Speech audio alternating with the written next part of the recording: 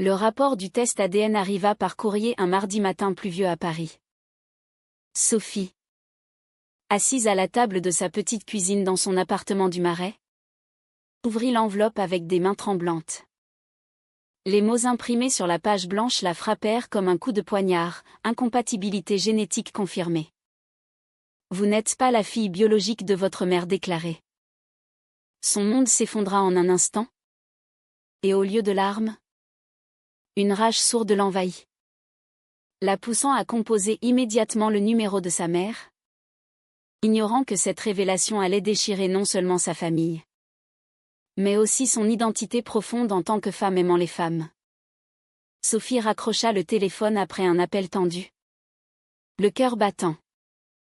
Comment était-ce possible? Elle avait toujours ressenti une distance avec sa mère. Claire, une femme conservatrice de la banlieue parisienne, qui avait élevé Sophie dans une atmosphère stricte, imprégnée de valeurs catholiques traditionnelles. À 25 ans, Sophie vivait sa vie ouvertement en tant que lesbienne, partageant un amour passionné avec Camille, sa compagne depuis 2 ans. Camille, une graphiste de 26 ans aux cheveux courts blonds et au sourire confiant, représentait pour Sophie la liberté qu'elle avait conquise après des années de lutte interne. Mais ce test, commandé par curiosité après une conversation anodine sur les origines familiales, venait de tout remettre en question. Elle se précipita dehors, sous la pluie fine qui mouillait les pavés du Marais. Paris, avec ses rues animées et ses cafés bondés, semblait soudain oppressant. Sophie marcha jusqu'au métro. Direction la maison de sa mère à Neuilly-sur-Seine. En route, elle repensa à son enfance, les messes obligatoires le dimanche, les regards désapprobateurs de Claire quand Sophie rentrait avec des amis un peu trop proches, les disputes sur son orientation sexuelle. C'est une phase, ma fille, avait dit Claire des années plus tôt, quand Sophie avait avoué son attirance pour les filles. Mais maintenant, était-elle seulement sa fille? Le doute la rongeait. Mélange de trahison et de confusion. Arrivée chez Claire, une villa modeste entourée d'un jardin impeccablement taillé, Sophie frappa à la porte avec force. Claire ouvrit. Surprise. Son visage ridé par les ans et les soucis. Ses cheveux grisonnants attachés en chignon. Sophie. Qu'est-ce qui t'amène si tôt? Demanda-t-elle d'une voix calme. Mais Sophie perçut une lueur d'inquiétude dans ses yeux bleus. Sans préambule, Sophie brandit le rapport. Explique-moi ça. Maman. Le test dit que je ne suis pas ta fille biologique. Que as-tu caché pendant toutes ces années? Claire pâlit, s'appuyant au chambranle de la porte. Elle invita Sophie à entrer, refermant la porte derrière elle comme pour sceller un secret. Dans le salon aux meubles anciens, imprégné d'une odeur de lavande, Claire s'assit lourdement sur le canapé. Assieds-toi, ma chérie. C'est une longue histoire. Sophie resta debout, les bras croisés, le cœur en tumulte. Claire commença à parler, la voix tremblante, il y a 25 ans. Ton père et moi avons eu des difficultés à concevoir. Nous avons opté pour une fécondation in vitro. Mais il y a eu une erreur à la clinique. Sophie sentit le sol se dérober. Une erreur? Était-ce si simple? Mais Claire poursuivit, quand nous l'avons découvert. Des mois après ta naissance, nous avons décidé de ne rien dire. Tu étais notre fille. Point final. La révélation frappa Sophie comme une vague. Non seulement elle n'était pas biologiquement liée à Claire, mais cette cachotterie avait duré toute sa vie. Pourquoi ne m'as-tu rien dit? Cria Sophie, les larmes coulant enfin. Claire baissa les yeux. Pour te protéger. Et parce que je craignais que tu ne m'aimes plus. Mais Sophie sentait qu'il y avait plus. Cette nouvelle fissurait les fondations de son identité. En tant que lesbienne, elle avait déjà lutté contre les normes familiales. Et maintenant, cette distance génétique semblait justifier les rejets passés. Elle quitta la maison en claquant la porte, ignorant les appels de Claire. De retour à Paris, Sophie appela Camille. « Viens vite. J'ai besoin de toi. » Camille arriva en moins d'une heure, son manteau trempé par la pluie. Elles s'assirent sur le lit. Et Sophie raconta tout. Camille l'écouta, serrant sa main. « C'est choquant. Mais ça ne change rien à qui tu es. Tu es toujours toi. Et je t'aime pour ça. » Pourtant, au fond d'elle, Sophie se demandait si cette révélation n'allait pas altérer leur relation. Camille, issue d'une famille libérale, n'avait jamais connu de tel drame. Sophie se sentait soudain étrangère à tout, y compris à son propre amour. Les jours suivants furent un tourbillon d'émotions. Sophie évita les appels de Claire, se plongeant dans son travail de professeur de littérature à la Sorbonne. Mais les nuits étaient agitées. Hantées par des questions, qui étaient ses vrais parents biologiques? Pourquoi Claire avait-elle menti? Et comment cela impactait-il son orientation sexuelle? Qu'elle avait toujours vu comme une rébellion contre l'éducation rigide de Claire? Un soir, en discutant avec Camille, Sophie lâcha, peut-être que si j'avais eu une autre mère, je n'aurais pas eu à me battre autant pour être moi-même. Camille fronça les sourcils. Ne dis pas ça. Ton identité n'est pas définie par tes gènes. Mais la graine du doute était plantée. Sophie décida de creuser plus profond. Elle contacta la clinique mentionnée dans le rapport, demandant des détails. La réponse fut froide, confidentialité des dossiers.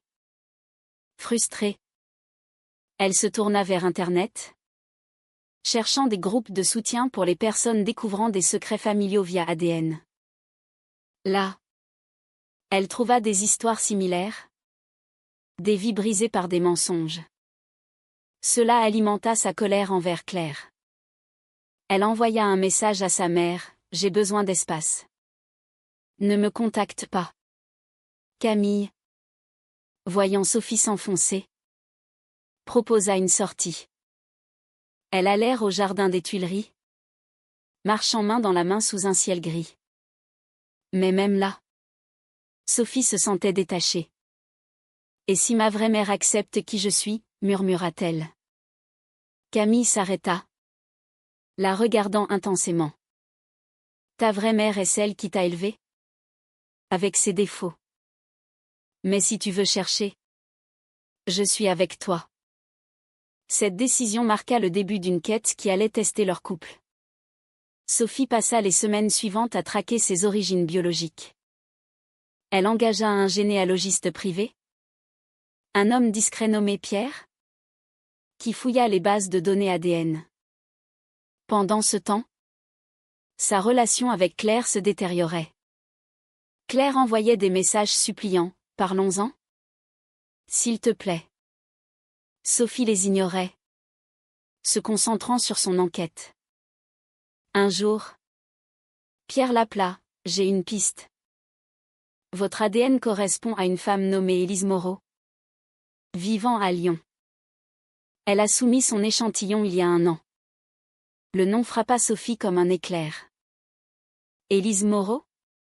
Elle imaginait une femme libre. Peut-être artiste? Loin des contraintes catholiques de Claire. Excitée, Sophie et Camille prirent le TGV pour Lyon. Durant le voyage, Camille exprima ses doutes, « Et si elle ne veut pas te voir? Ou si elle est comme Claire ?» Sophie secoua la tête. « Au moins, je saurai. » À Lyon, elles se rendirent à l'adresse fournie. Un appartement modeste dans le quartier de la Croix-Rousse. Élise ouvrit la porte. Une femme d'une 50aine d'années aux cheveux châtain mi-longs et aux yeux verts, similaires à ceux de Sophie. La ressemblance était frappante. « Vous êtes Sophie ?» demanda Élise. La voix hésitante. Sophie hocha la tête. Entrant avec Camille. Élise expliqua, « J'ai donné des ovules à la clinique il y a 25 ans. Pour aider un couple. Je n'ai jamais su si ça avait marché. » Sophie sentit un mélange de joie et de confusion. Élise était sa mère biologique. Une professeure d'art divorcée. Ouverte d'esprit. Elles parlèrent des heures. Élise raconta sa vie, un mariage raté. Une fille adulte hétérosexuelle. Et une acceptation totale de la diversité sexuelle. Si tu es lesbienne? Ça ne me pose aucun problème, dit Élise en souriant à Camille. Sophie se sentit validée pour la première fois. Contrairement à Claire, Élise n'imposait pas de normes. Mais au fond, une culpabilité naquit, en embrassant Élise. Trahissait-elle Claire? Qui l'avait élevée malgré tout? De retour à Paris, Sophie confia à Camille, « Élise est tout ce que j'aurais voulu chez une mère. » Camille, sentant une distance grandir, répondit, « Mais Claire t'a aimé à sa façon. Ne l'efface pas. » Pourtant, Sophie commença à passer plus de temps avec Élise, via appels et visites. Claire, apprenant la nouvelle par un message maladroit de Sophie, réagit violemment. Elle appela, « Tu me remplaces par une étrangère? Après tout ce que j'ai fait pour toi ?» La dispute éclata lors d'un dîner familial forcé. Claire invita Sophie chez elle, espérant une réconciliation. Mais Sophie arriva avec Camille, affirmant son couple. Claire, tendue, lança, « Cette relation n'est pas naturelle. Et maintenant? Tu cours après une inconnue parce qu'elle te flatte? » Sophie explosa, « Tu m'as menti toute ma vie. Élise. Au moins. Accepte qui je suis. » Claire pleura, « J'ai sacrifié ma vie pour toi. Ton père est mort en pensant que tu étais notre sang. » Le dîner vira au chaos. Camille tenta de calmer les esprits. Mais Claire l'avisa, « C'est à cause de toi que ma fille s'éloigne. » Sophie défendit Camille, quittant la maison en furie. Cette confrontation approfondit la faille. Sophie se sentait libérée par Élise, mais coupable envers Claire. Sociétainement. À Paris, être lesbienne était accepté dans les cercles progressistes, mais dans la banlieue conservatrice, les regards jugeants persistaient. Sophie luttait intérieurement, choisir Élise signifiait rejeter Claire, et vice-versa. Un soir, Élise appela Sophie pour une révélation, « J'ai une autre fille. Ta demi-sœur biologique. Elle s'appelle Marie. Et elle est homophobe. » Cela compliqua tout. Marie, apprenant l'existence de Sophie, refusa de la rencontrer, dégoûtée par son orientation. « Je ne veux pas d'une sœur comme ça, » avait-elle dit à Élise. Sophie se sentit rejetée à nouveau, questionnant si ses gènes déterminaient son destin. Camille, voyant Sophie s'isoler, confronta, « Tu te perds dans cette quête. Notre relation en souffre. » Sophie admit, « J'ai peur que tout ça change ce que nous avons. » Elles passèrent la nuit à parler, renforçant leur lien. Mais la tension montait. Sophie décida d'affronter Marie, espérant une résolution. Elle se rendit à Lyon seule, laissant Camille inquiète à Paris. À l'arrivée, Marie, une femme de 28 ans aux traits similaires mais au regard dur, accepta de la voir. « Pourquoi es-tu venue ?» demanda Marie froidement. Sophie expliqua sa découverte. Marie ricana, « Élise t'a donné la vie. Mais elle n'est pas ta mère.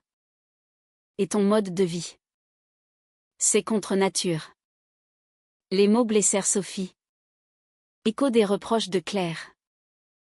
Elle repartit défaite, réalisant que la biologie ne garantissait pas l'acceptation. De retour à Paris, Sophie sombra dans une spirale de doute. La rencontre avec Marie avait ravivé ses insécurités, était-elle condamnée à être rejetée? Que ce soit par sa famille adoptive ou biologique? Camille tenta de la soutenir, organisant des soirées avec des amis LGBT pour la distraire. Mais Sophie se refermait. Passant des heures à relire le rapport ADN, questionnant chaque souvenir d'enfance. Un appel de Claire changea la donne. J'ai besoin de te voir. C'est important. Sophie accepta, se rendant à Neuilly. Claire, amaigrie et pâle, révéla, ton père n'était pas au courant de l'erreur à la clinique. J'ai porté ce secret seul pour protéger notre famille. Sophie, touchée, demanda, pourquoi maintenant? Claire répondit, parce que je te perds. Et je ne supporte pas l'idée que tu penses que je ne t'aime pas. Cette confession humanisa Claire aux yeux de Sophie. Elles parlèrent de l'éducation stricte, des attentes sociétales. Claire admit, j'ai eu du mal avec ton orientation parce que j'avais peur pour toi. Dans ce monde. Sophie partagea ses blessures, tes rejets m'ont fait douter de moi. Pour la première fois. Elles se rapprochèrent. Mais Sophie garda Élise dans sa vie, créant un équilibre précaire. Pourtant, la société pesait lourd. À la Sorbonne, des collègues conservateurs murmuraient sur son couple avec Camille. Une étudiante, inspirée par Sophie, avoua son homosexualité, mais fut rejetée par sa famille. Cela rappela à Sophie ses luttes, la poussant à s'engager dans une association LGBT. Camille, fière, la soutint, mais sentait Sophie s'éloigner émotionnellement. Un conflit majeur surgit quand Élise invita Sophie à une exposition d'art à Lyon, coïncidant avec l'anniversaire de Claire.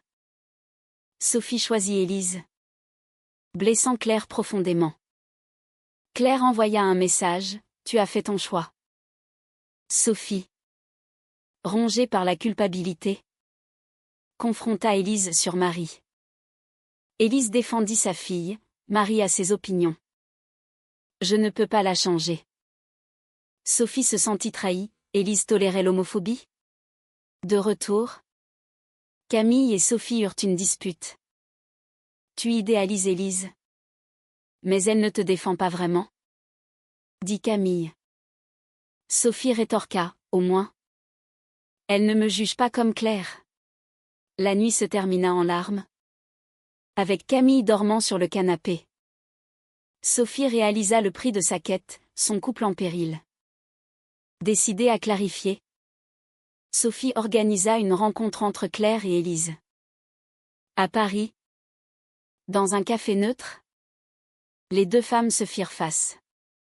Claire accusa Élise, vous avez donné la vie. Mais j'ai élevé Sophie. Élise répliqua, et vous lui avez menti. Sophie intervint, arrêtez. C'est ma vie. La discussion vira à l'émotionnel. Révélant des vérités, Claire avait aimé Sophie inconditionnellement. Malgré les mensonges, Élise regrettait de ne pas avoir été présente. Mais Marie apprit la rencontre et envoya un message haineux à Sophie, reste loin de ma mère. Ton style de vie est une abomination. Cela brisa Sophie, qui se tourna vers Camille pour du réconfort. Elles passèrent une soirée intime, renforçant leur amour. Mais Sophie sentait une décision approcher, choisir une famille. Ou les perdre toutes. La tension culmina lors d'une fête familiale chez Claire. Sophie y alla avec Camille, défiant les normes. Des oncles et tantes murmurèrent. Et Claire, stressée, tenta de calmer. Mais un cousin ivre lança, Sophie. Quand vas-tu te trouver un vrai mari? Sophie explosa, je suis lesbienne. Et Camille est ma partenaire. Le silence tomba. Suivi de réactions mixtes, soutien de quelques-uns. Rejet des autres. Claire, défendant Sophie pour la première fois, dit « Respectez ma fille ». Cela marqua un tournant. Mais le dommage était fait. Sophie quitta la fête, suivie de Camille. En route, Camille confia « Je suis fière de toi. Mais ça m'épuise ». Sophie promit de changer. Mais le doute persistait. Élise, apprenant l'incident, invita Sophie à Lyon pour une confrontation avec Marie. Sophie accepta, espérant une résolution. À l'arrivée, Marie était hostile. « Pourquoi insistes-tu » Sophie répondit, « Parce que nous partageons du sang. Accepte-moi ou pas. Mais arrête la haine. » Marie révéla son propre traumatisme, un ex-partenaire violent, la rendant méfiante envers les relations non traditionnelles. Sophie compatit, mais refusa d'être jugée. La discussion s'envenima, Marie accusant Sophie de détruire la famille. Élise intervint. Mais trop tard, Sophie partit, se sentant trahie par Élise qui n'avait pas pris parti fermement. De retour à Paris, elle trouva Camille en train de faire ses valises. « J'en ai marre d'être en seconde place derrière tes drames familiaux, » dit Camille. Sophie supplia, « Ne pars pas. Tu es tout pour moi. » Camille hésita, mais resta, exigeant un engagement total. Sophie coupa les ponts avec Élise temporairement, se concentrant sur Claire. Elle allèrent en thérapie familiale, explorant les mensonges et les rejets. Claire s'ouvrit, « J'ai eu tort de rejeter ton amour pour Camille. » Sophie pardonna partiellement. Mais le prix était élevé, des années de douleur. Pourtant, un appel d'Élise changea tout, « Marie veut te parler. » Elle s'excuse. Sophie, sceptique, accepta une visio. Marie admit, « J'ai eu tort. Tes choix ne me regardent pas. » Cela apporta une paix fragile. Mais Sophie réalisa que l'acceptation biologique n'était pas tout. Avec le temps, Sophie reconstruisit sa vie. Elle maintint des liens avec Claire et Élise, équilibrant les deux mondes. Claire invita Camille à des dîners, s'efforçant d'accepter. Élise et Marie visitèrent Paris, formant une famille hybride.